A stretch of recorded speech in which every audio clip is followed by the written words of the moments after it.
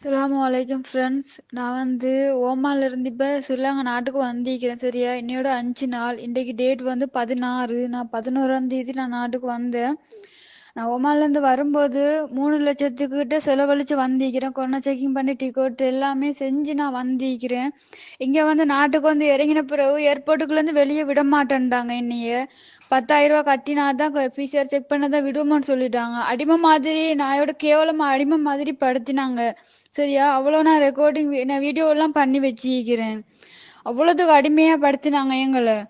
பிறகு என்கிட்ட இந்த சல்லி 6,700 ரூபா தான் இருந்துச்சு. அதை கொடுத்துதான் திரும்ப பிசர் செக் பண்ணிட்டு விட்டாங்க. விட்ட உடனே அவங்களா ஹோட்டலுக்கு கொண்டு போய் டிரான்ஸ்பஸ்ல கூட்டி வந்தாங்க. கூட்டி வந்துட்டு நிர்வாகம் ஃப்ரீயா இல்ல, 1,05,000 கட்ட சொல்லியிருந்தாங்க. கட்டினாக்கா தான் இதுல கேளு, இல்லாட்டி ஒரு இடம் போவேன் இயலான்னு சொல்லிட்டாங்க. அண்டு 1,05,000 ரூபா நான் என்னோட கையில இருந்து நான் சல்லியை கொடுத்திருக்கிறேன்.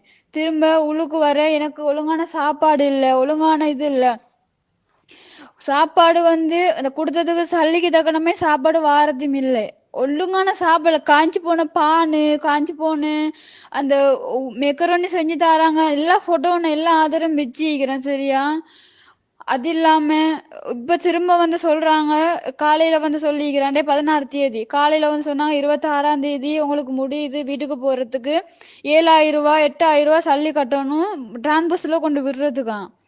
என்னதுக்கு இவ்வளவு சல்லி எடுக்கிறாங்க இந்த ஸ்ரீலங்காவில? ஏன் இவங்க இப்படி படுத்துறாங்க? இவங்களுக்கு என்ன வேணுமா? மனுஷங்களை மாடா மனுஷன நாங்கள்லாம். எனக்காக நான் எந்த இதுவும் ஹெல்ப் எல்லாம் கேட்கல. இந்த நாட்டுக்கு வாரத்துக்காக தயாராகிக்கிறாங்க நிறைய பேர் உங்க வெளிநாடுகள்ல. அவங்களுக்கு இந்த நியூஸ் அனுப்பணும். இது எல்லாருக்கும் இந்த வீடியோ இந்த ரெக்கார்டிங்க ஷேர் பண்ணுங்க. எல்லாரும் சேர்ந்து ஏதாச்சும் பண்ணினாதான் இந்த அரசாங்கத்துக்கு ஏதாச்சும் கத்து கொடுக்க இயலும்.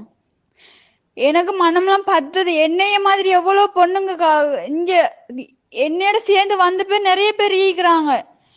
500 பேர் வந்திருக்கிறாங்க தெரியுமா? 500 பேர் இந்த ஹோட்டலுக்கு எவ்வளவு சல்லி கட்டிக்கிறான்னு கொஞ்சம் யோசிச்சு பாருங்க. ஒரு ரூமுக்கு 2,10,000 ரூபா. ஒரு ரூமுக்கு 2,10,000 ரூபா. எனக்கு என்ன சொல்றேன்னு தெரியும். இந்த அரசாங்கத்துக்கு சரியான ஒரு பாடம் கத்து கொடுக்கணும். இந்த ரெக்கார்டிங் எல்லாருக்கும் ஷேர் பண்ணுங்க.